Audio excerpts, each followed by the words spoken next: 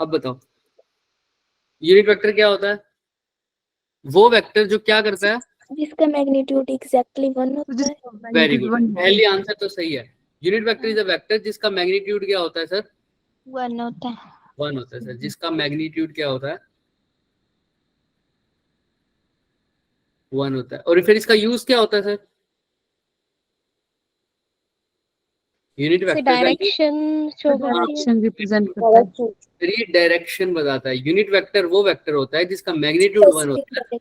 क्योंकि इसका मैग्नीट्यूड 1 है ना, इसीलिए इसका डायरेक्शन बताने में भी बहुत बड़ी मदद मिलती है। क्या अब मान लो किसी भी वेक्टर का मुझे डायरेक्शन बताना है तो मैं किसकी फॉर्म में बता सकता हूँ उसको? इन द फॉर्म ऑफ कौन से वेक्टर के लिए? In the form of unit vector. In the form of unit vector. Good evening sir. Good evening. अगर मेरे को फोर्स का गुड इवनिंग मुझे फोर्स की अगर डायरेक्शन बताना है तो मैं किसका यूनिट वेक्टर ले लूंगा सर? फोर्स का ले लूंगा। समझ में आ रहा है? समझ में आ रहा है ना सबको? हाँ। तो यूनिट वेक्टर्स क्या होते हैं? यूनिट वेक्टर्स सिर्फ वो वेक्टर्स होते हैं जिनको हम यूज करते हैं for the sake of direction, जिसको हम डायरेक्शन बताने के लिए यूज करते हैं। और जिसका मैग्नीट्यूड क्या होता है बच्चों? 1। क्या होता है जिसका मैग्नीट्यूड? सर एग्जैक्टली 1 होता है। अच्छा, अगर मैं फोर्स की बात करूं या मैं डिस्प्लेसमेंट की बात करूं तो उसके यूनिट वेक्टर का मैग्नीट्यूड 1 मीटर हो जाएगा क्या? बोलो। अगर उसकी बात करूं तो उसके यूनिट वेक्टर का मैग्नीट्यूड क्या हो जाएगा? 1 मीटर। बताओ।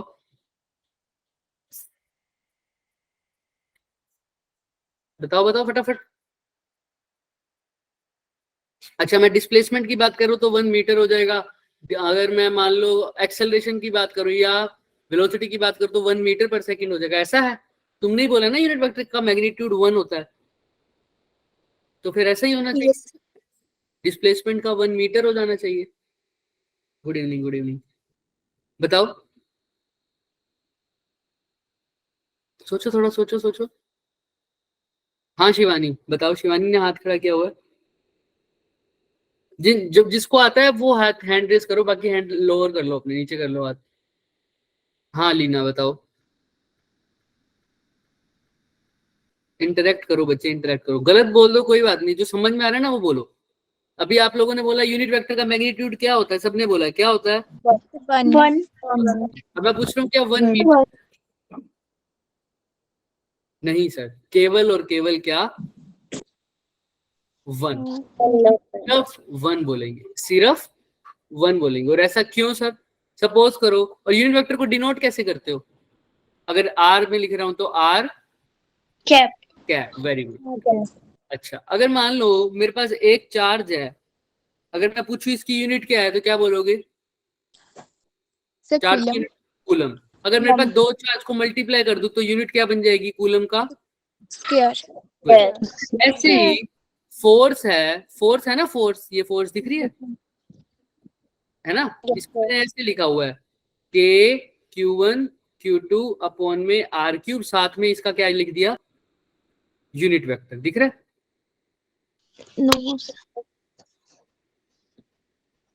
बोलो। दिख रहा है सबको यूनिट वेक्टर? यस। है ना? ये वाले में देखो, आर का स्क्वायर है और साथ में क्या? Unit vector. अब फोर्स की यूनिट क्या होती है बच्चे? न्यूटन। हम जो फोर्स का फॉर्मूला पढ़ते आए हैं वो ये पढ़ते आए हैं ना, के Q1 Q2 अपॉन में आर का स्क्वायर। तो इसकी यूनिट तो अपन लिखते थे न्यूटन ना, है ना? अगर मैं इसको, अब देखो इन्होंने इसको ऐसे लिखा हुआ है, साथ में आर कैप लगा दिया। देख रहे हो इस इक्वेशन में? ये देख रहे हो, है ना? अगर मैं बोलूं ये आर जो है वो पोजीशन को डिटरमाइन कर रहा है, ये यूनिट वेक्टर है और इसका मैग्नीट्यूड 1 होता है, लेकिन मैं 1 की जगह क्या लिख दूं? 1 मीटर लिख दूं। क्या लिख दूं? 1 मीटर। तो अब ये फोर्स की यूनिट क्या हो रही है बताना? Newton into metre. फोर्स की यूनिट न्यूटन मीटर हो सकती है कभी? बताओ। फोर्स की यूनिट तो न्यूटन ही होती है, क्या फोर्स की यूनिट न्यूटन इंटू मीटर हो जाएगी? No sir. वेक्टर का मैग्नीट्यूड, यूनिट वेक्टर को जब भी लिखोगे सिर्फ क्या लिखोगे? 1। उसके साथ यूनिट नहीं लगाओगे, मीटर सेंटीमीटर ये सब नहीं लगेगा। समझ में आ रहा है क्या? वो केवल स्केल के लिए यूज होता है क्या बताने के लिए बच्चे? मैग्नीट्यूड। डायरेक्शन बताने, डायरेक्शन बताने के लिए। मैग्नीट्यूड बताने के लिए तो यूज हो ही नहीं सकता क्योंकि उसका मैग्नीट्यूड क्या होता है हमेशा? 1। तो समझ में आ रहा है? One. अगर आप यूनिट वेक्टर बोलोगे तो उसका मैग्नीट्यूड क्या बोलोगे? हमेशा 1। ठीक है, 1। चलो अब करते हैं वेक्टर फॉर्म की बात। अच्छा, पोजीशन वेक्टर क्या होता है? सर इसको इसके ओरिजिन से ड्रॉ किया जाता है। बिल्कुल सही। Position vectors are always drawn from origin. Origin. बिल्कुल सही बोला सर, ओरिजिन से ड्रॉ करते हैं, लेकिन बताता क्या है? पोजीशन वेक्टर किसी की पोजीशन बताता है ना? अगर मान लो मैं Q1 चार्ज को पूछना चाहता हूँ कि कहाँ है, तो उसको मतलब अब फिर मैं एक कोऑर्डिनेट एक्सिस बनाऊंगा, ये वाली ओरिजिन डालूंगा, ओरिजिन से एक वेक्टर खींच दूंगा Q1 तक, तो ये किसका वेक्टर हो गया? पोजीशन वेक्टर हो गया फॉर Q1। समझ में आ रहा है कि ये बता देगा कि ओरिजिन से Q1 चार्ज कितनी, बोलो कितनी डिस्टेंस। डिस्टेंस पर है, दूरी पर है, कितने डिस्टेंस पर है। ऐसे ही अगर ये Q2 चार्ज है ना, Q2 चार्ज ओरिजिन से कितनी दूरी पर है, तो इसको लिए कौन क्या ड्रॉ करना पड़ेगा मेरे को? इसके लिए भी एक R2। R2। इसको क्या बोलूंगा? Position vector for charge. कौन से चार्ज के लिए? ये तो Q2। Q2 के लिए position vector for charge Q2। समझ में आ रहा है सबको? Yes sir. Yes sir. अभी जिसको भी समझ में आ रहा था कल बताया था कि क्या करना है।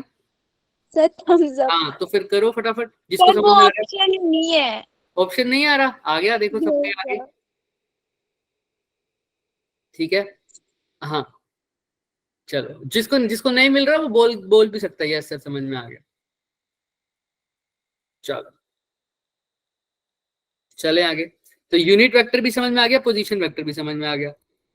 Yes sir. चलो अब देखो यहाँ पर वही है, दो चार्जेस पड़े हैं Q1 और Q2। इनके बीच में जो डिस्टेंस है वो क्या होता है बच्चे? R होता है ना, सबको पता है। Yes sir. यस इसको सर। मैं लास्ट में पूरा लिख भी दूंगा, अभी के लिए समझो। ये एक चार्ज Q1 है और एक ये चार्ज Q2 है। Q1 जो Q2 पे फोर्स लगा रहा है वो कौन सी साइड लगाएगा, तुम बताओगे मेरे को?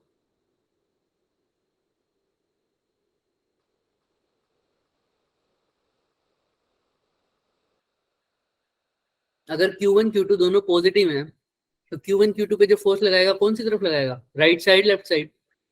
Sir right side. Right side. इस साइड धकेलेगा ना।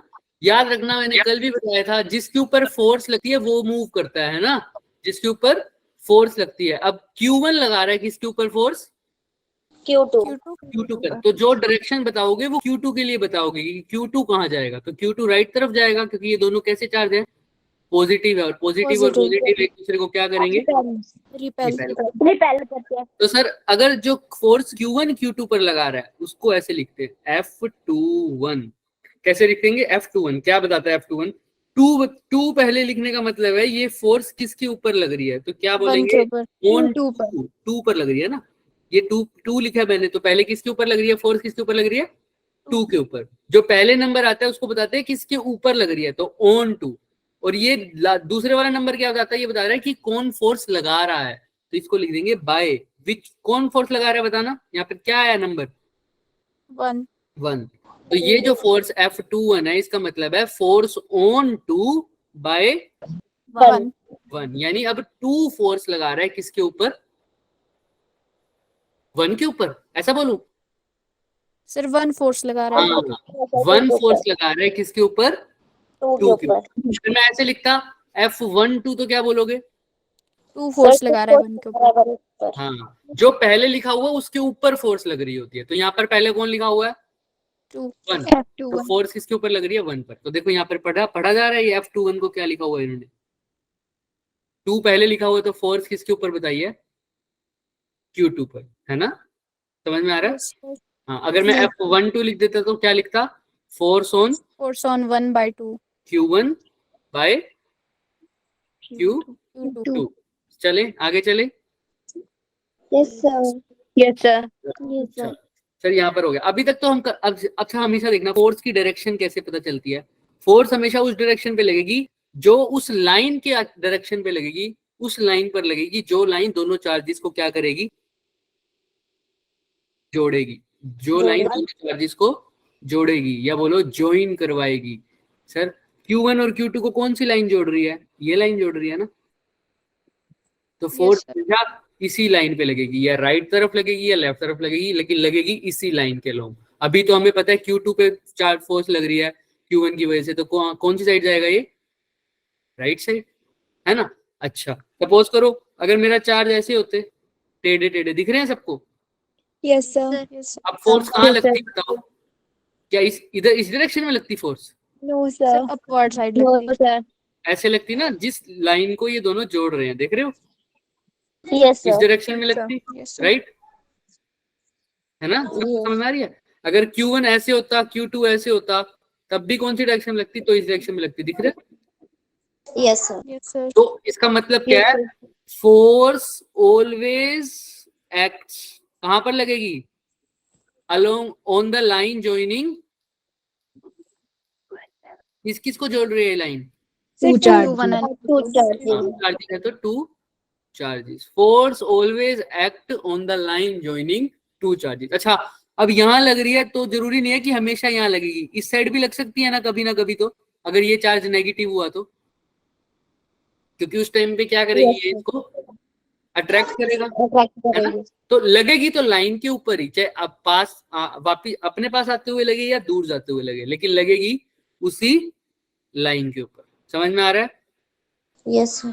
चलो बढ़िया सर। अब वेक्टर फॉर्म के बारे में हम कर सकते हैं चीजें, ये मैं लास्ट में लिख दूंगा सब, लास्ट में कोई दिक्कत नहीं है, ये जो मैं इरेज कर रहा हूँ ना।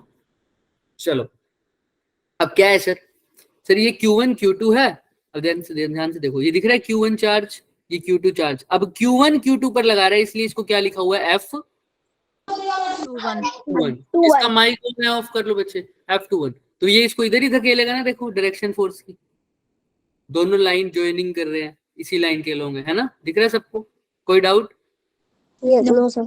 अब बस ध्यान से देखना, F को मैं हमेशा लिखता आया हूं K Q1, साथ साथ बोलो Q2 अपॉन, ये तो होता है इसका मैग्नीट्यूड। लेकिन अभी अभी पता चला है कि साथ में डायरेक्शन लगाने के लिए कौन सा वेक्टर यूज करते हैं? Unit vector. कौन से लाइन के अलोंग लग रही है? जिस डायरेक्शन में मेरा R है, देख रहे हो ना, R, यस सर। इसी डायरेक्शन में फोर्स भी लग रही है, तो इसको यूनिट वेक्टर बोल दिया, R कैप। R कैप बोलते हैं ना यूनिट वेक्टर को, है ना। चलो ये सिर्फ क्या है? उसकी डायरेक्शन बता रहा है। चलो बढ़िया। अगर अभी हम 11th में सीख के आए हैं सर, अगर एक वेक्टर R है तो उसके पास क्या क्या होता है? सर मैग्नीट्यूड और डायरेक्शन होती है। मैग्नीट्यूड को ऐसे लिखता हूँ क्या?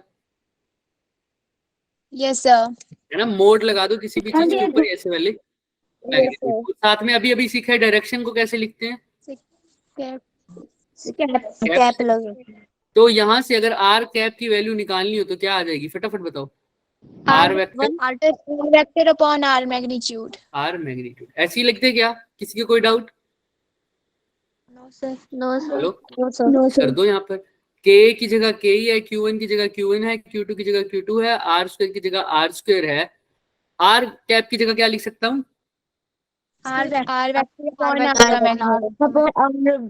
R का मैग्नीट्यूड। सर ये नीचे वाला R भी तो R का मैग्नीट्यूड ही है, तो ये R का स्क्वायर मल्टीप्लाई बाय R क्या हो गया?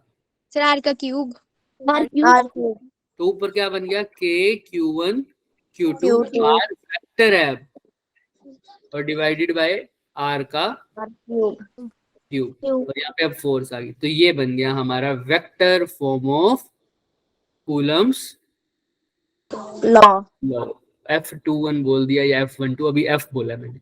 R की डायरेक्शन चेंज हो जाएगी अपने आप। अभी यहाँ तक किसी को कोई डाउट है तो बताओ। Yes sir. सर जहाँ क्यूब लगा है वहाँ मैग्नीट्यूड नहीं होगा? कहाँ पर? ये यस ये? सर। हाँ ये मैग्नीट्यूड ही है, चाहे तुम इसको ऐसे लिख दो, सेम बात है दोनों। समझ में आ रहा है? चाहे ये लिख दो चाहे ये लिख दो, ये दोनों सेम बात होती है। जब तक इसके ऊपर वेक्टर नहीं लिखा हुआ ना कोई कैप लगी हुई है ना कोई वेक्टर लगा हुआ है, तब तक ये क्या है? दोनों चीजें सेम मैग्नीट्यूड ही है। समझ में आ रहा है? Yes sir. किसी को कोई भी डाउट है तो पूछो, जिसको आ गया वो कर दो भाई, जो करते रहते हो। ठीक है, चलें आगे। Yes, yes sir. Sir. Sir it is a vector form of Coulomb's law. अब एक बात ध्यान से सुनना सर, ये किसके फॉर्म में, ये आर वेक्टर जो बात कर रहे हो ये किन दोनों ये दो चार्जेस के बीच में है ना, देखो Yes, sir. Q1 और Q2 के बीच में। ये देखो यहाँ पर भी दिख रहा होगा, ये दिख रहा है, दिख रहा है सबको? Yes, sir. अब इसी को मैंने कन्वर्ट करना है सर पोजीशन वेक्टर की फॉर्म में। किस फॉर्म में? Position अच्छा, vector. अब इस पूरे डायग्राम में पोजीशन वेक्टर का नाम बताना कौन कौन से हैं। Sir, R1 and R2 और Very good. R. R तो पोजीशन वेक्टर नहीं है, देखो Sir, R displacement vector है. हाँ, क्योंकि R1 R1 R2 position vector है। मैं कैसे कह सकता हूँ, क्योंकि दोनों कहाँ से स्टार्ट हो रहे हैं सर? ओरिजिन से। और ओरिजिन से जो स्टार्ट हो वही कैसा वेक्टर है? Position vector. समझ में आ रहा है? अब मेरे को R1 और R2 की फॉर्म में ट्राई करना है सर, इनको बताओ कैसे करेंगे। देखो अगर मान लो ये मेरे पास एक वेक्टर है, ये दिख रहा है, एक वेक्टर मेरे पास ये है, एक वेक्टर मेरे पास ये है, तो इन और एक वेक्टर मेरे पास ये, तीनों वेक्टर दिख रहे हैं क्या सबको? Yes, sir. Sir. एक सेकेंड, एक सेकेंड,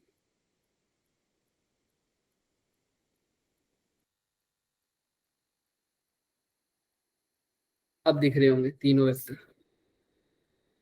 अब बताओ इसमें से रिजल्टेंट वेक्टर कैसे पहचानोगे, कौन सा है?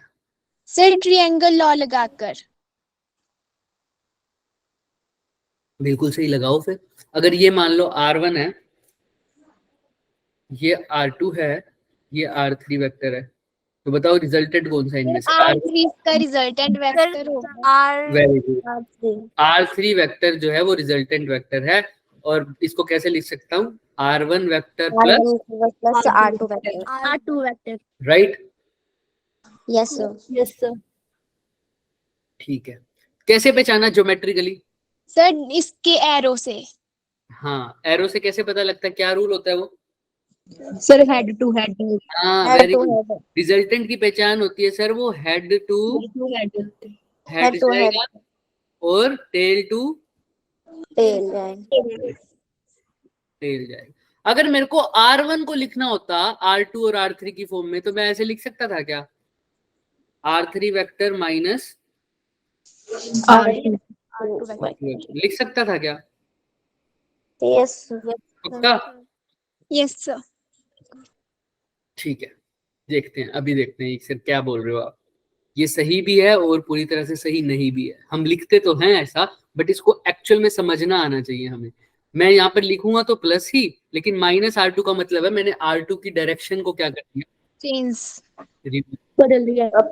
R2 की डायरेक्शन को क्या कर दिया? रिवर्स कर दिया। कैसे सर, कैसे? समझ नहीं आई मुझे। सपोज करना अगर R1 को बता रहा हूं मैं, किसको बता रहा हूं? R1 को बता रहा हूं सर, ध्यान से देखना। R1 पहले भी ऐसे था क्या? Yes sir. अच्छा, R3 पहले भी ऐसे ही था क्या? Yes sir. अब मैं क्या कर रहा हूँ, R2 की डायरेक्शन को सिर्फ क्या कर रहा हूँ? चेंज कर रहा हूँ। देखो R3 तो ऐसे ही था, R2 की डायरेक्शन को ऐसे कर दिया, देख रहे हो? चेंज किया या नहीं किया? Yes, पहले sir. उसका एरो कहाँ था? नीचे था, अब एरो कहाँ है? ऊपर है। दिख रहा है सबको? Yes, R2 sir. की डायरेक्शन को मैंने चेंज किया है, यहाँ पे मैं लगा भी देता हूँ। ये R2 की डायरेक्शन का एरो है, पहले कहाँ था ये? The downward direction में. अब ये R2 का मैग्नीट्यूड एक्चुअल में क्या हो गया? रिवर्स हो गया। रिवर्स हो गया। रिवर्स हो गया, तो यहाँ पर माइनस लग गया। R2 की जगह क्या लगा दिया मैंने? माइनस लगा। समझ में आ रहा है? Yes sir. अब इस केस में रिजल्टेंट देखो कौन आ रहा है, बता सकते हो? फिर इसमें R2. देख के बताओ, देख के ध्यान से। R1. ये नहीं आ रहा है रिजल्टेंट, R1 आ रहा है. है ना? फिर हमने R1 R1 को एज ए रिजल्टेंट ट्रीट किया, बट R2 की वैल्यू को क्या कर दिया? रिवर्स. पॉजिट कर दिया। तो अब इसको इतना डीप में जाने की जरूरत नहीं है। जिसको यहाँ तक समझ नहीं आता ना, तो हम बहुत डीप में नहीं जाएंगे। इसको जब क्वेश्चन करेंगे तो समझ में आएगा। यहाँ पर समझो, लेकिन पहले R वेक्टर की फॉर्म में कर रहा था, R को बोलता था डिस्प्लेसमेंट वेक्टर। क्या बोलता था? डिस्प्लेसमेंट. Displacement. उसके अंदर अभी जो हम पढ़ रहे थे उसके अंदर और भी थोड़ी सी एक्सटेंशन आएगी, वो भी पूरी तरह अभी कंप्लीट नहीं था, उसको भी मेरे को थोड़ा सा चेंज करना पड़ेगा, लेकिन यहाँ तक समझ जाओगे तुम। तो डिस्प्लेसमेंट वेक्टर ये आर वेक्टर है, इनमें रिजल्टेंट कौन सा है सर? पहले तो मुझे ये बताओ, किसकी टेल से टेल और हेड से हेड मिल रहा है? सर R2 R2 की। तो R2 को लिख सकता हूं मैं R plus R1 R1। R1 लेकिन मेरे को लिखना तो R को है, तो मैंने R को क्या लिख दिया सीधा ही, R2 माइनस। R2 समझ में आ रहा है? R की जगह मैंने सीधा ही क्या लिख दिया बच्चे, R2 माइनस R1। किसी को कोई doubt? No no sir, sir नहीं समझ में आ गया? नो सर, पक्का आ गया समझ? हैंड रेज कर दो जिसको। कोई बात नहीं, कोई बात नहीं। हाँ हाँ ऋषिता पूछो पूछो। ऋषिता इशू इशू कुछ पूछना चाह रहे हैं? सर मैं आजिया बेगम हूँ सर। नेटवर्क की प्रॉब्लम है, कुछ मुझे समझ ही नहीं आ रहा है सर, बार बार फोन हैंग हो ही जा रहा है। कोई बात नहीं बच्चे, कोई बात नहीं, तुम रिकॉर्डिंग देख लेना भाई, ठीक है? और फिर सर भी कोई कब डाउट, मिलेगी रिकॉर्डिंग? रिकॉर्डिंग आज रात तक या कल सुबह तक मिल जाएगी, ठीक है? Yes sir. हाँ, कोई भी डाउट हो तो पूछ लेना मेरे से, मैसेज करके। चलें आगे। सर आपने लगा दी है, हाँ बोलो। सर आपने अटेंडेंस लगा दी है। हाँ लगा दिया, जो रह गए ना उनकी बाद में लगाएंगे अभी, ठीक है? जाते जाते। यहाँ तक समझ में आ गया यस सर, सबको? यस ठीक सर। है। मैंने सिर्फ आर वेक्टर की जगह क्या पुट किया है बच्चे, R2 minus -1 R1। R R ऐसा समझो, R is a displacement vector. तो डिस्प्लेसमेंट को कैसे लिखते हो? Final final minus minus initial. Initial answer आ गया। देखो कुछ करने की जरूरत नहीं है। डिस्प्लेसमेंट को फाइनल माइनस इनिशियल लिखते हो ना। देखो आर वेक्टर किसकी तरफ जा रहा है, Q2 की तरफ जा रहा है या Q1 की तरफ? बोलो बोलो बोलो। Q1 की तरफ जा रहा है या Q2 की तरफ जा रहा है? बताओ। Q2 एरो देखो, Q2 Q2 की तरफ जा रहा है। फाइनल तो 2 पे पहुंच रहा है, तो क्या लिख दिया? Q2 R2 minus Q1। R2। और कहाँ से निकला है? Q1 से। तो यहाँ पर क्या लिख दूंगा? R। R1। 1 समझ में आ रहा है क्या? समझ में आ रहा है? अगर मेरे से मानो इसी को मैं बोल देता हूँ R21, क्या बोल देता हूँ? R21 या 1-2 भी बोल देते हैं कई बार, वो तुमने ज्यादा कंफ्यूज नहीं होना। वो कुछ भी लिख सकते हो, लेकिन साथ में मेंशन कर देना। कर देंगे? Yes sir. अच्छा, अगर मैं यही फोर्स, चलो पहले इसको कंप्लीट कर देते हैं। आर वेक्टर की जगह लिख दिया R2 माइनस R1, तो यहाँ पे भी लिख दो सर। तो यहाँ पे फोर्स का फॉर्मूला क्या बन जाएगा बच्चे? K Q1 Q2। Are vector की जगह क्या लिखा है सर? जल्दी जल्दी बताओ। R2 minus R1 R2 minus R1 और नीचे मैग्नीट्यूड है ना, तो इसी वेक्टर का मैग्नीट्यूड है ना। ये वेक्टर है, ये मैग्नीट्यूड नहीं है। एक वेक्टर यहाँ पे देखो, पहले तो सही करो, ठीक है? नीचे इसी वेक्टर का देखो, यहाँ पर नीचे क्या था, ऊपर क्या था? आर वेक्टर, और नीचे आर का क्या था? Magnitude magnitude. ऊपर क्या है यहाँ पर अब? R2 माइनस R1 वेक्टर, तो नीचे भी किसका मैग्नीट्यूड होगा? R2 माइनस R1 मैग्नीट्यूड होगा, और इसका क्यूब भी है। क्यूब। समझ में आ रहा है क्या? किसी को यहाँ तक हल्की सी भी कोई इशू है ना, तो वो पहले हैंड रेस करके पूछो मेरे से। ये टॉपिक खत्म हो गया वैसे हमारा। बताओ किसी को कुछ भी डाउट है, सर ये वेक्टर कहाँ से आया, ये वेक्टर कहाँ से आया, बेधड़क होके पूछ लो कुछ भी। एक सेकंड के लिए अच्छे से देख लो इसको। सर एक बार ना ऊपर ऊपर से रिपीट कर दो थोड़ा सा। ऊपर ऊपर से कर देते हैं। Coulomb's law in vector form कर दिया, सर कर दिया ऊपर से रिपीट। सर अच्छे से कर दो। अच्छे से, Coulomb's law in vector form. और अच्छे से, सर पूरा एक्सप्लेन कर दो। हाँ और पूरा एक्सप्लेन करो सर। करते हैं। देखो दो वेक्टर है Q1 और सॉरी, दो वेक्टर नहीं, दो चार्जेस हैं Q1 और Q2, ठीक है? Q1 और Q2, इनके बीच में डिस्टेंस क्या था? R। R है ना। अभी तो बोला था डिस्प्लेसमेंट वेक्टर। तो मैंने क्या किया, हमें पता था, हमें तक अभी तक फॉर्मूला पढ़ते आए हैं, F is equal to K Q1 Q2 upon में R का स्क्वायर। बट अब इसकी डायरेक्शन बतानी है। डायरेक्शन के लिए हम जो वेक्टर यूज करते हैं उसका नाम होता है यूनिट वेक्टर, और उसको ऐसे डिनोट करते हैं R कैप से, कैप से, है ना? क्योंकि इसकी डायरेक्शन R के अलोंग ही है ना, तो इसका यूनिट वेक्टर भी R से रिप्रेजेंट हुआ है, और ऊपर कैप लग गया, इसका मतलब यूनिट वेक्टर है। अब हमने 11th में पढ़ा हुआ है सर, किसी वेक्टर को हम क्या लिखते हैं? साथ साथ बोलो जिसको पता है। किसी वेक्टर को कैसे लिखते हैं? उसका मैग्नीट्यूड और उसकी डायरेक्शन के साथ तो डायरेक्शन के लिए कौन सा वेक्टर यूज किया? सर यूनिट वेक्टर तो यहाँ से यूनिट वेक्टर आर कैप निकाल कैसे सकता हूं मैं? आर वेक्टर, इसको डिवाइड में ले गया, divided by magnitude of R. समझ में आया? तो इसी आर वेक्टर की वैल्यू यहाँ पुट कर दी सर, आर वेक्टर अपॉन में मैग्नीट्यूड ऑफ आर। तो नीचे देखा, नीचे ये भी तो क्या चीज है सर? एक्चुअल में मैग्नीट्यूड है, आर का स्क्वायर और आर मिलकर क्या बन गया? आर का क्यूब। क्यूब। क्या हमारा Coulomb's law in vector form. लेकिन ये किसकी फॉर्म में आया? In the form of displacement vector. Displacement vector कौन किस किस के बीच में है? दोनों चार्जेस के बीच में, Q1 और Q2। लेकिन मेरे को अब इसको किसकी फॉर्म में लिखना है? इन द टर्म्स ऑफ कौन से वेक्टर्स? बोलो बोलो, ये R1 R2 कौन से वेक्टर्स हैं? The position vector. Position vector की फॉर्म में लिखना है। तो मैंने कहा डिस्प्लेसमेंट का मतलब क्या होता है? Final minus initial. तो आर कैप अभी आर वेक्टर कौन सी तरफ जा रहा है? Q1 से Q2 की तरफ जा रहा है। तो फाइनल कौन सी तरफ है? Q2। तो आर वेक्टर को कैसे लिखूंगा यहाँ पर?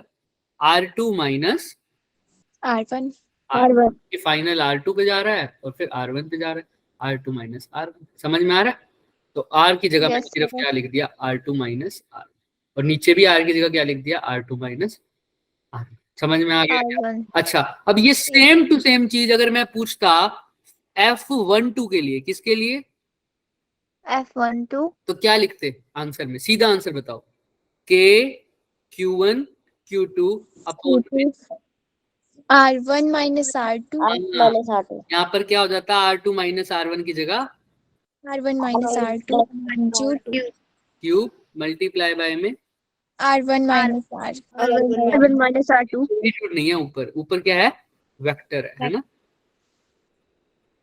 समझ में आ रहा है? Yes sir. देखो R2 माइनस R1 का मतलब वो इस लाइन के अलोंग है ना? और R1 माइनस R2 का मतलब वो इसके बिल्कुल कैसा है? Opposite.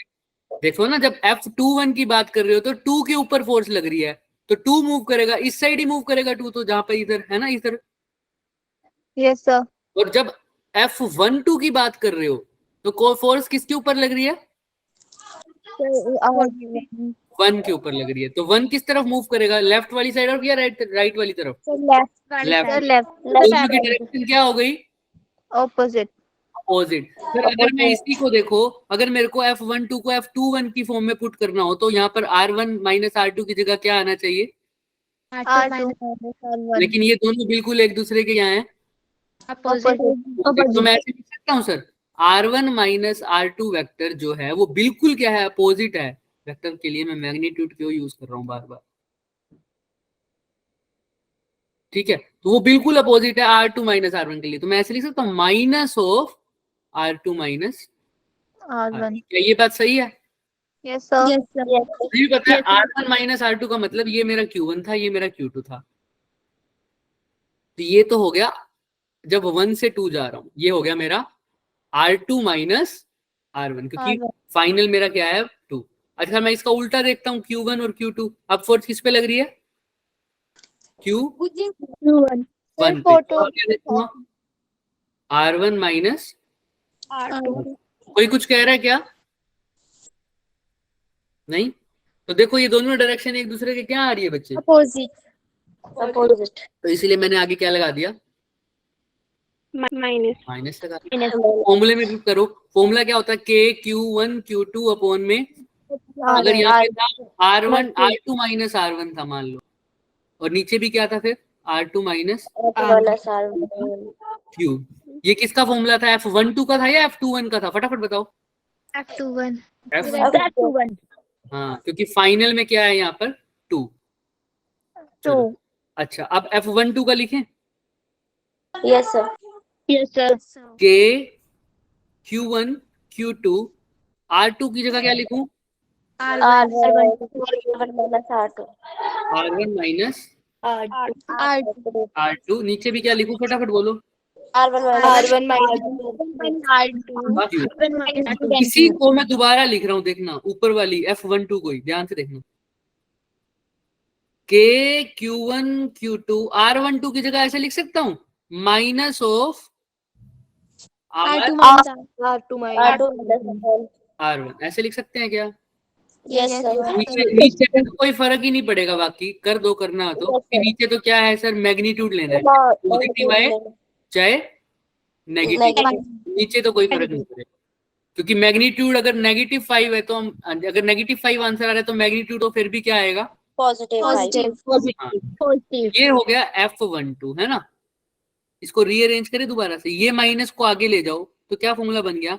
Minus of A Q1 Q2 R2 minus R1 divided by R2 minus R1 का मैग्नीट्यूड का क्यूब। क्यूब। ये फॉर्मूला तो सर किसका बना हुआ था पहले ही? देखो ध्यान से, K Q1 Q2 ये किसका था? सिर्फ और नीचे हमारे हमने कि इसके लिए निकाला ये same to same F12 is equal to, आगे कौन सा साइन है? नेगेटिव ऑफ क्या लिख दूं? F21। F1। इसका मतलब समझ रहे हो? Yes, sir. सर न्यूटन का लॉ भी हाँ। Third law. क्या बता रहा है? जो फोर्स F12 क्या बता रहा है? 1 के ऊपर जो फोर्स लग रही है किसकी वजह से?2 की वजह से। और F21 का मतलब क्या है? कि सर Q के 2 के ऊपर 2 जो फोर्स लग रही है 1 के ऊपर से। इन दोनों का मैग्नीट्यूड तो सेम है लेकिन डायरेक्शन क्या है? ऑपोजिट आगे कौन सा साइन आ गया? नेगेटिव। नेगेटिव। तो यही लॉ किसका होता है? Sir Newton third law. वो भी एक्शन और रिएक्शन की बात करता है ना sir. Yes For every action there is an equal and opposite reaction, और एक्शन और रिएक्शन दोनों की डायरेक्शन क्या होती है? ऑपोजिट। तो मैं बोल सकता हूँ न्यूटन का जो थर्ड लॉ है वो फॉलो किया जाता है किसके द्वारा? कूलम्स। कर लेंगे क्या? Yes sir. वो आ गया, बढ़िया। सर जो करते हो, और जिसको नहीं आया वो हैंड रेस करो। चले, यस इम्पोर्टेंट है बोर्ड्स पॉइंट ऑफ व्यू से, ये बहुत इंपॉर्टेंट है। जो बच्चे पूछ रहे थे उसका क्या करें नोटबुक बनाने के लिए, तो वो पहला कंसेप्ट यही लिखोगे, कूलम लॉ की डेरिवेशन। डेरिवेशन तो नहीं है कूलम लॉ की, coulomb law in vector form की डेरिवेशन। और उसके नीचे क्या लिख सकते हो तुम? Coulomb's law in vector form के बाद coulomb law follows Newton's third law. और उसकी डेरिवेशन मैंने अभी कराई है ना। Yes sir. तो ये तुम्हारा डेरिवेशन वाला पार्ट कंप्लीट हो जाएगा इस टॉपिक का, जो तुम्हारे बोर्ड्स में आता है। चलें आगे। Yes sir. अब आती है लिमिटेशन ऑफ कूलम्स लॉ, ये भी बहुत इंपॉर्टेंट है सर। सबसे पहले ये कहां पर वैलिड है? सिर्फ पॉइंट चार्जेस चाहिए at rest. Point charges at rest. क्या मतलब? सर मतलब कि दो, आपने बोलते हैं ना कि जो डिस्टेंस होता है दो चार्जेस के बीच में, अगर वो कम होता है उनको पॉइंट चार्जेस बोलते हैं।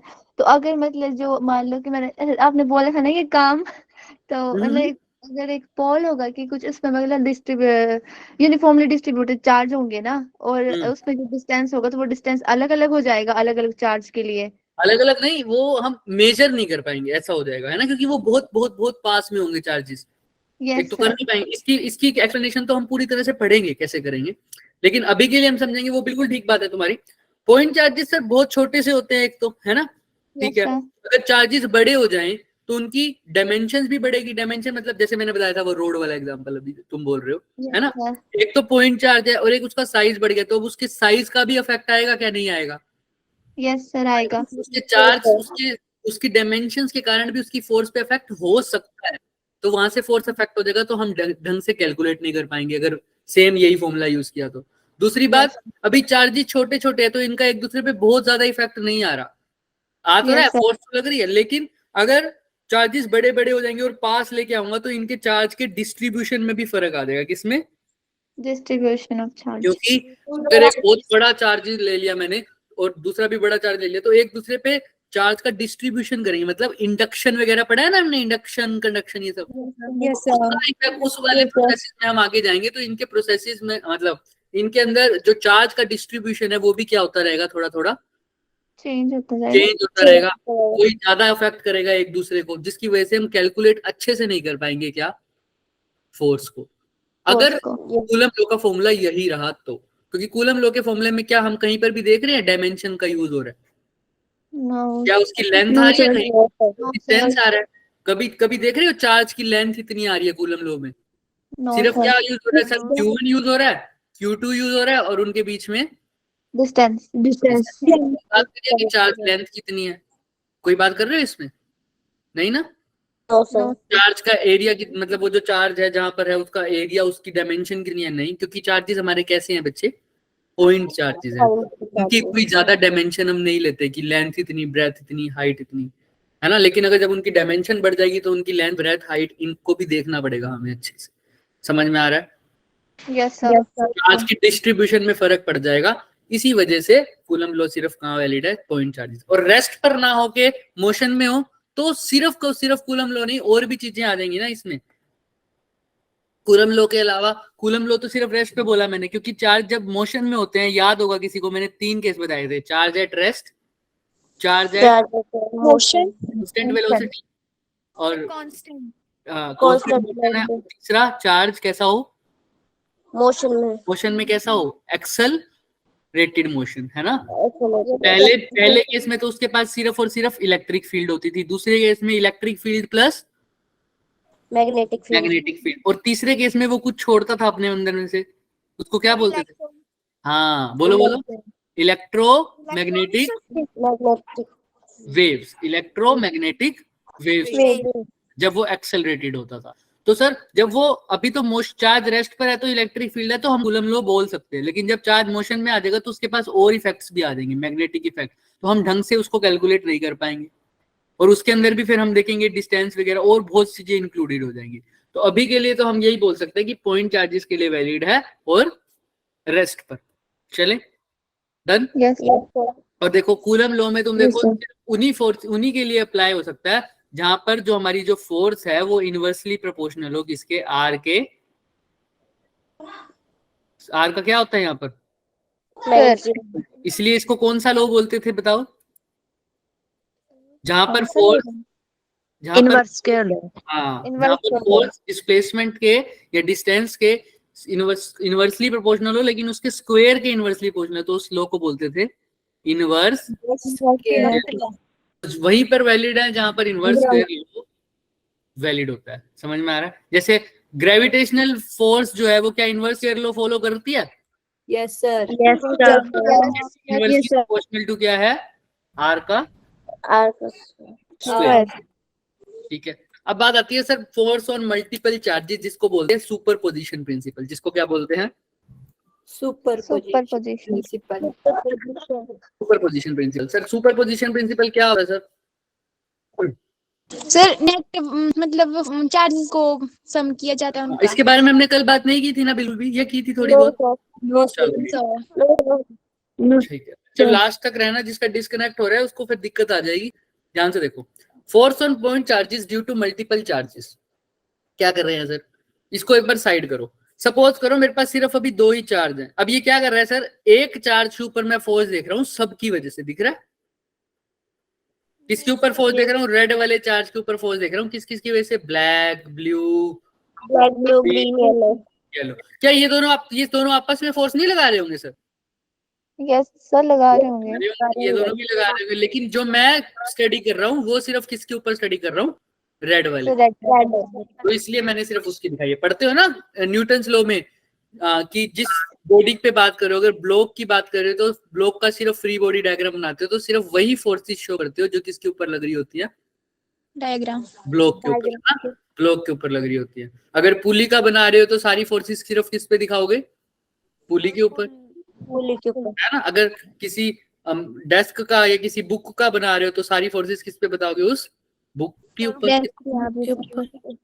यहाँ पर हम किसकी बात कर रहे हैं? रेड के। तो सारी फोर्सेस किसके ऊपर दिखाऊंगा? जो किसके ऊपर लग रही होगी? सिर्फ और सिर्फ Red. इसलिए तुम्हें बाकी सारी फोर्सेस नहीं दिखाई। डन। चलो सपोज करते हैं सर मेरे पास कुछ भी नहीं पड़ा, मेरे पास सिर्फ रेड चार्ज पड़ा है, दिख रहा है? हाँ, और साथ में सर एक ब्लू चार्ज भी ले आया मैं, ये ब्लू चार्ज लेके आया, दिख रहा है? अभी के लिए मान लो ये ब्लू चार्ज जो है वो रेड चार्ज पर फोर्स लगा रहा है 5 यूनिट्स की। कितनी? 5 यूनिट। अब सपोज करो मैं साथ में एक और चार्ज ले आया, येलो चार्ज, दिख रहा है? Yes sir. Yes, sir. अब क्वेश्चन को ध्यान से सुनना। पहले ब्लू चार्ज रेड पे कितनी फोर्स लगा रहा था? 5 5 unit. मैं कौन सा चार्ज लेके आया हूँ? येलो तो क्या अभी भी ब्लू चार्ज रेड पर 5 यूनिट्स फोर्स लगाएगा या चेंज हो जाएगा? मैं ये नहीं पूछ रहा कि रेड पर फोर्स चेंज होगी या नहीं, मैं क्या पूछ रहा हूँ, क्या ब्लू चार्ज रेड पर 5 यूनिट ही फोर्स लगा रहा है या नहीं? सिर्फ क्वेश्चन ये है।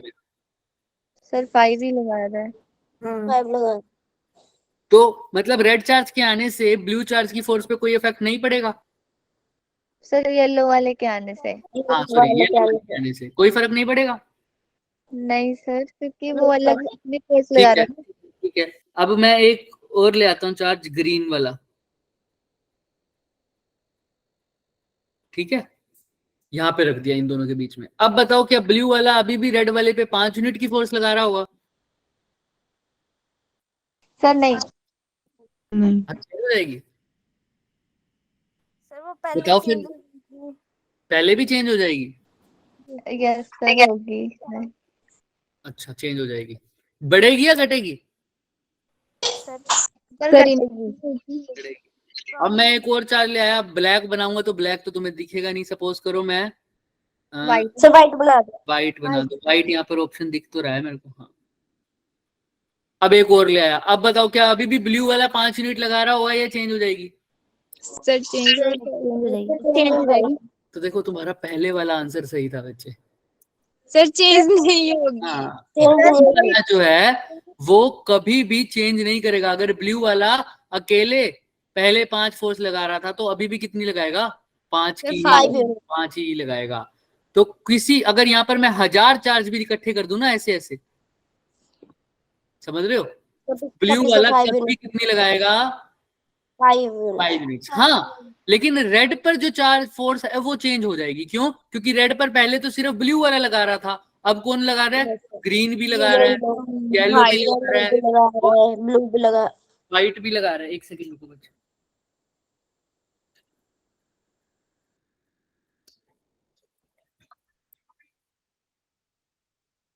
सर फोन गुम हो गया क्या? नहीं नहीं नहीं, अरे चार्जिंग लगा रहे हैं बस। लगा दे।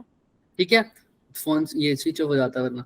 तो पहले क्या था सर, ब्लू तो अभी भी 5 यूनिट लगा रहा है, लेकिन लाल पे जो फोर्स है उसकी वैल्यू चेंज हो रही है। क्यों सर? क्योंकि अब पहले सिर्फ ब्लू फोर्स लगा रहा था उस पे, अब येलो भी लगा रहा है, व्हाइट भी लगा रहा है, ग्रीन भी लगा रहा है। लगा रहे हैं। तो सर, लेकिन जो ब्लू लगा रहा था उसकी वैल्यू चेंज नहीं होगी। नहीं होता। है ना? तो इसका मतलब क्या है सर, ब्लू अकेले भी जो फोर्स लगा रहा था वो भी क्या थी? सेम। और जो इकट्ठा बाकी के आने के बाद जो फोर्स लगा रहा था वो भी क्या थी? सेम। सेम। तो सर, एक चार्ज दूसरे चार्ज पर कितनी फोर्स लगा रहा है वो फोर्स अफेक्ट नहीं होगी बाकी किसी भी चार्ज के आ जाने से। समझ में आ रहा है क्या? Yes sir. Yes, sir. हाँ, तो ये जो चार्जेस वाली की बात होती है, अगर देखो मैं हर बच्चे को अलग तरीके से बता देता हूँ। तुम ऐसे समझो इसको कि ये जो चार्जेस हैं सर आपस में, ये पक्षपात नहीं करते, ये पक्षपात नहीं करते, है ना? ये ना किसी से डरते हैं, किसी से डरते नहीं है। कहीं भाई पहले तो ब्लू वाला अकेला था तो रेड पे 5 यूनिट की फोर्स लगा दिया, उसको जैसे ही येलो वाले को साथ में रखा तो उसने 4 यूनिट कर दी। नहीं, वो कह रहे तू 10,000 चार्ज ले आ, मैं तो अभी भी कितनी लगाऊंगा? 5 यूनिट्स। समझ में आ रहा है? डन। तो इसको कैसे लिखेंगे? The force on 2 charges is unaffected by the Any other charge? any other charge या थर्ड चार्ज बोल दूं, है ना? Yes sir. 4th 5th 6th 7th 8th कोई भी चार्ज ले आओ, लेकिन नेट फोर्स जिसके ऊपर लग रही है वो तो क्या हो जाएगी? चेंज हो जाएगी। हो जाएगी। निकालेंगे, वो कैसे निकालेंगे? उसी को हम बोलते हैं प्रिंसिपल ऑफ सुपर Position. देखते कैसे निकाल। तो पहले तो ये लाइन पढ़ो। सर कौन सी? एक सेकंड रुको ना, वो व्हाइट कर्सर ले लिया था ना तो गुम हो गया था। चलो, ये लाइन दिख रही है सबको? अनदर वाली, ये वाली yes sir. The force between two charges remains unaffected due to the presence of a Due to the presence of third charge. किसी को इस लाइन में कोई दिक्कत है? ये बहुत इंपॉर्टेंट लाइन है। किसी को दिक्कत है? No No, sir. sir. चलो अब याद हो यहाँ पर। अब बात आती है सर, एक चार्ज पड़ा है ये रेड वाला, वो अब ये रेड वाला चार्ज बनाया था ना हमने, यही रेड वाला चार्ज है, इसके ऊपर फोर्स लग रही है। पहले कौन लगा रहा है सर? सपोज करो ये वाला चार्ज सर ब्लू वाला लगा रहा है, सपोज करो F1। समझ में आ रहा है? F1 समझ में आ रहा है? अच्छा, ऐसे ही एक और चार्ज आ गया, ये भी ब्लू मान लो, ये भी फोर्स लगाएगा। ये कौन सी लाइन पे लगाएगा तुम्हें पता है सर? जहां पर ये दोनों लाइन जुड़ रही हैं आपस में, है ना, उसी के लोग लगाते हैं ना। याद आ गया? The force act line joining the two charges पे आती है हमेशा। तीसरा चार्ज यहाँ रख दूं क्या? अब इस पे जो फोर्स लगेगी वो इस लाइन के लोग लगेगी ना। दिख रहा है सबको? Yes sir. हाँ, ब्लू नहीं दिख रहा से। क्यों नहीं दिख रहा? गया सर ब्लू से मत लिखो, किसी और से लिखो। अब दिख जाएगा। अब दिख जाएगा क्या? ये दिख रहा है? सर पहले भी दिख रहा था। ये बात अब यहाँ पर लगा देते हैं हम। सपोज करो ये येलो चार्ज है एक, और बीच में कौन से पड़े हैं? रेड चार्ज पड़ा है एक, ये रेड चार्ज पड़ा है सर। अब बताओ मुझे, सारे येलो चार्ज लेके आ रहा हूं मैं, तो बताओ पहले वाला चार्ज रेड पे फोर्स लगाएगा इस डायरेक्शन में, इसको बोल दिया F1। दूसरे वाला लगाएगा सर जहां पर वो लाइन दोनों को जोड़ रही होगी ना, उसी लाइन के लोग F2 ऐसे लगेगा, और F3 ऐसे लगेगा। दिख रहा है? और F4 अगर यहाँ पर रख दूं कोई चार्ज तो ऐसे लगेगा क्या? राइट? अब देखो रेड के ऊपर कौन कौन से फोर्सेस लग रहे हैं? F1 भी लग रहा है, F1, F2, F3, F2 भी लग रहा है, और F4 भी लग रहा है। तो अब नेट फोर्स अगर सबकी निकालनी है तो कैसे निकालता हूं मैं? सबको ऐड कर देंगे। जिसका माइक ऑन है वो ऑफ करो एक बारी। हाँ, अगर मेरे को रेड पे फोर्सेस निकालनी है तो मुझे पता है F4 लग रही है सर, F2 लग रही है, F3 लग रही है, F1 लग रही है। तो नेट फोर्स ऑन रेड अगर निकालनी है तो वो क्या करूंगा sir? F1 plus F2 plus 3 plus F4। अच्छा, अगर मान लो F1 की वैल्यू 2 न्यूटन है, F1 की F3 की भी 2 है, F2 की भी 2 है, F4 की भी क्या है? 2। तो नेट फोर्स की वैल्यू कितनी हो जाएगी? 8। पक्का? सर 16। 16 पक्का? हाँ जी सर 10। सबकी वैल्यू 2 है, 2 4 6 और ये क्या हो जाएगा? 10 होगी। 10 कैसे हो गई भाई? सर आप 2 बोल रहे थे ना, तो हम 8 होएगी ना? 8 होएगी ना पक्का? Yes sir. चलो सब अपने ऊपर एकदम से ऐसे बैठ जाओ ऐसे करके, क्योंकि सबका आंसर गलत है। सबका आंसर गलत है। जो 8 6 10 बोल रहे हैं सबका आंसर गलत है। क्यों गलत है? कौन बताएगा? ये नहीं होगी। फॉर्मूला लगेगा। फॉर्मूला लगेगा। क्यों? सीधा ऐड क्यों नहीं किया? सर आपने ही बोला था। सर आपने बोला कि 2 भर दो। सुनो, ऐड मैंने बोला था, बिल्कुल ऐड करेंगे, लेकिन ये जो सम करेंगे ये कैसा सम होगा? फॉर्मूला लगाकर। Vector sum. क्योंकि फोर्स कौन सी क्वांटिटी है? वेक्टर। तुमने पता है कैसे? अभी तो तुम खुद को अपने आप को ऐसे कोसोगे, देखना। अगर एक फोर्स तुम इधर लगा रहे हो 3 न्यूटन की और एक फोर्स इधर लगा रहे हो 3 न्यूटन की, क्या आंसर 6 न्यूटन आएगा? No sir. क्या आएगा? 0 आएगा। क्योंकि वेक्टर सम की है। वेक्टर का मतलब क्या होता है? वेक्टर सम का मतलब तुम सिर्फ मैग्नीट्यूड नहीं देख रहे हो, उसी क्या देख रहे हो? डायरेक्शन। ये 6 कभी आएगा? जब 3 न्यूटन भी इधर लग रहा हो और दूसरा 3 न्यूटन भी इधर लग रहा हो, तब आंसर क्या आएगा? तब आंसर क्या आएगा? 6 न्यूटन। सर इसमें भी आंसर 8 कभी आता जब सारी की सारी फोर्सेस सारी की सारी किस डायरेक्शन में लग रही होती? क्या यहाँ पर सेम डायरेक्शन में लगी हैं? आ सकता है? नहीं आएगा। अगर मान लो ऐसे होता, ये दो फोर्सेस तो F1 F2 F3 तो ऐसे लग रही हैं और F4 ऐसे लग रही है, तो बताओ नेट आंसर क्या आता? 6 क्या था? 4 6 सोच के बोलो। तीन तो सेम डायरेक्शन में है तो उनको तो ऐड कर दो, इतना हो गया सर 6। 4 आएगा ये एक अपोजिट में है, इसको क्या करना पड़ेगा? माइनस आंसर क्या आएगा? 4 ऐसे देखते हैं, इसी सम को बोलते हैं। Vector sum. Vector sum. तो अब यहाँ पर इसको कैसे करोगे? हर एक के आगे क्या लगाओगे? वेक्टर लगाओगे। तो अब समझ में आता होगा तुम्हें कि जब भी वेक्टर के आगे ऐसे लिखते हैं F1 F2 F3 तो वो डायरेक्ट सम नहीं बोलता। कौन सा सम होता है? वेक्टर। जब भी ऐसा ये दिखता है, ये जब भी ऐसा लिखा हो इसका मतलब ये ना समझ लेना कि साथ सीधा ऐड कर दिया। कैसे ऐड किया है? डायरेक्शन को देखकर ऐड किया है। अगर डायरेक्शन अपोजिट है तो उसका यहाँ पर चाहे प्लस लगाओ, लेकिन डायरेक्शन अपोजिट है तो तुम उन दोनों के मैग्नीट्यूड को क्या करोगे? क्या करो? माइनस करो। अरे ये तो सिर्फ एक तरीका है लिखने का। F1 F2 F3 ऊपर वेक्टर करके सम कर देना का मतलब है वेक्टर सम। वेक्टर सम का सिंपल मतलब है डायरेक्शन को देखकर उसको सोल्व करो। समझ में आ रहा है? Yes sir. तो लिखोगे तो हमेशा F1 plus F2 plus F3 plus F4, लेकिन डायरेक्शन देखोगे उसके बाद मैग्नीट्यूड लगाओगे। चलें आगे। किसी को यहाँ पर कोई डाउट है तो बताओ, और समझ में आ गया तो हैंड रेस करो। ओ सॉरी, थम्स अप करो। चलो भाई, डन। तो ये होता है प्रिंसिपल ऑफ सुपरपोजिशन। मतलब अगर एक पर नेट फोर्स निकालनी है तो बाकी सभी को क्या करना पड़ेगा? सम करना पड़ेगा। लेकिन वो सम कैसा होना चाहिए? सेम डायरेक्शन में। उस सम का नाम बताओ। नहीं, जरूरी नहीं है सेम डायरेक्शन में हो। हाँ, वेक्टर जरूरी नहीं है सेम डायरेक्शन में हो, अपोजिट में भी तो हो सकता है। देखो, तो माइनस कर दिया तो तो बस माइनस कर दिया था, लेकिन इसको भी क्या बोलूंगा? Vector sum. सम। अगर मान लो एक वेक्टर ऐसा है, ना सेम डायरेक्शन में है ना अपोजिट में है, दोनों के बीच में एंगल बने कितना? थीटा। दोनों के बीच में कितना एंगल बन रहा है? थीटा। अब कैसे सोल्व करोगे? ये F1 है, ये F2 है। अब बताओ नेट फोर्स कैसे निकालोगे? इसके लिए भी पता है तुम्हें कैसे निकालते हो?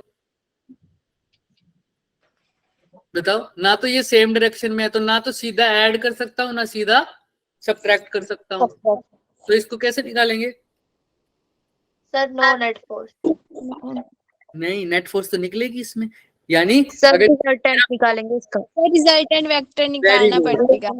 F1 और F2 का रिजल्टेंट निकालेंगे तो कैसा फॉर्मूला होता था उसका? R is equal to under root a square plus b square plus 2ab cos theta. अगर R की जगह मैं F नेट, रिजल्टेंट कुछ भी नहीं होता, नेट वैल्यू होती है। तो यहाँ पर फोर्स है तो फोर्स की नेट वैल्यू। A की जगह क्या लिखूंगा? F1 का स्क्वायर, और B की जगह F2 का square plus 2F1 F2 cos theta की वैल्यू तुम्हें गिवन होगी तो उससे निकाल लोगे आंसर। समझ में आ रहा है क्या? Yes sir. इसको भी क्या बोलूंगा? ना तो इसमें सब्ट्रैक्ट हो रहा है ना इसमें सम हो रहा है, लेकिन ये भी क्या है सर? वेक्टर सम। हर चीज को वेक्टर सम बोल रहा हूँ। वेक्टर सम में सब कुछ आ गया, चाहे चार्जेस ऐसे, मतलब चाहे फोर्स ऐसे लग रही हो, ऐसे लग रही हो, अपोजिट लग रही हो, कुछ भी हो, सबको क्या बोल दिया? Vector sum. तो देखो, according to superposition principle the total force on a given charge is, पढ़ो, sir vector sum of Vector all sum individual all forces individual forces acting on the charge, है ना? अगर इस Q पर मैं net force लगा रहा हूँ, नेट फोर्स देख रहा हूँ, तो इस Q पर जो नेट फोर्स आएगी वो सभी चार्जेस की वजह से जो फोर्स आ रही है उन सब का वेक्टर सम ना हो। समझ में आ रहा है? तो ये इसका फॉर्मूला है। ऐसे ऐसे n चार्जेस हैं तो F1 F2 F3 कहां तक कर दो? Fn तक। Done? Yes sir. Yes sir. कुछ भी डाउट है, 1% भी डाउट है तो वो पूछे। No sir. इसके क्वेश्चन करने थे हम, है ना? हम थोड़ा सा तुम्हारे बैच में पीछे चल रहे हैं क्योंकि एक दिन तुम्हारी क्लास मिस हो गई थी क्योंकि छुट्टी आ गई थी उस दिन, है ना? तो हम इसको कवर अप कर लेंगे। ठीक है। ये क्वेश्चंस दिख रहे हैं सबको? कल Yes, sir. नेक्स्ट क्लास जब होगी ना तो इसको ट्राई करके आएंगे बच्चे सब, Yes, है? sir. और फैक्टर्स के बारे में जितना समझ सको समझना। Done. Yes, sir. Okay, sir. अब जो बच्चे की अटेंडेंस रह गई थी वो आए, बाकी सब जा सकते हो। हाँ सानिया बोलो। Sir, attendance. हाँ हाँ, अभी अटेंडेंस के लिए ही रोक रखे हैं, बाकी सब जाओ, जिसकी अटेंडेंस रह गई है बस वही रुको।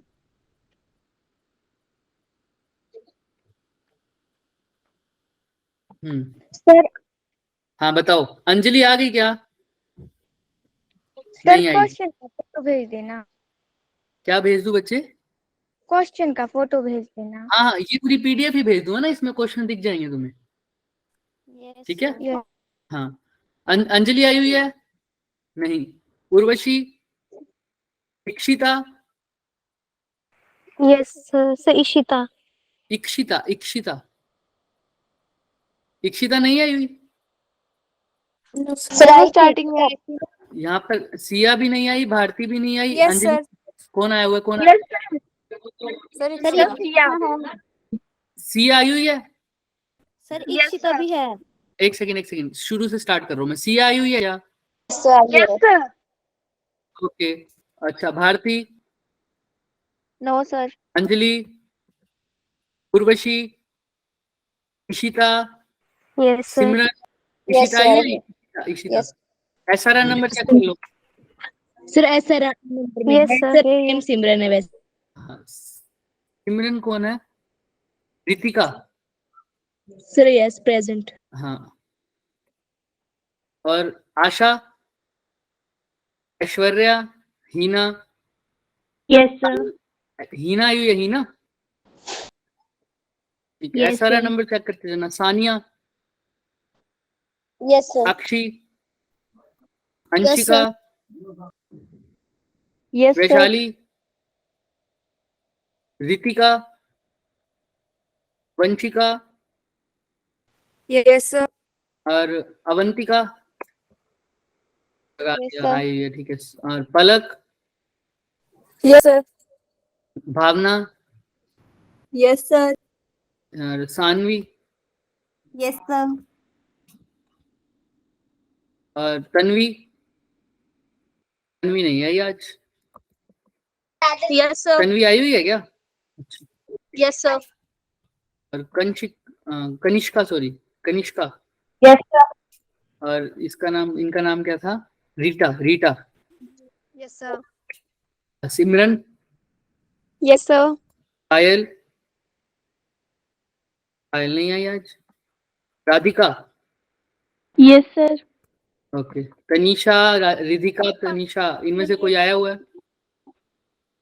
तनीषा आई हुई है? तनीषा नहीं। रिधिका, फिर तनीषा, धीमन। यस को- सर। ये आई हुई है? ये तनीषा आई हुई है? Yes sir. Okay. SRI number check किया बच्चे आपने अपना? फिर ये रिकॉर्ड में गलत चला जाएगा, वरना चेक हो जाएगा अभी ना सबको। तनीषा कहाँ है? हैंड रेस करो बच्चे। हाँ ठीक है बच्चे।